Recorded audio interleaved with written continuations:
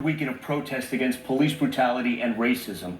People marching in Philadelphia and in Washington, D.C., including at what's now being called Black Lives Matter Plaza. But in several cities, protests turned to takeovers and tense standoffs with authorities. Here's ABC's Zachary Quiche. Tonight, tensions are building between police and protesters. In Nashville, demonstrators seizing the steps of the state capitol. On Friday night, they claimed control, renaming the area after civil rights icon Ida B. Wells, calling it an autonomous zone. They are prepared to be arrested if they have to leave. That's a different step. The group camped out overnight. The governor there threatening action, saying lawlessness, autonomous zones, and violence will not be tolerated.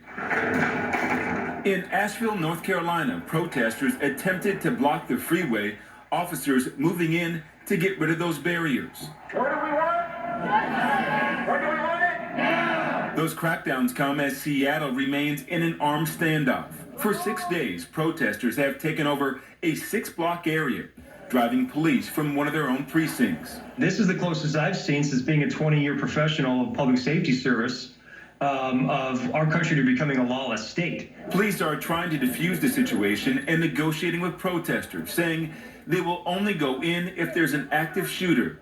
Tonight, 19 days after the killing of George Floyd, major protests show no sign of slowing.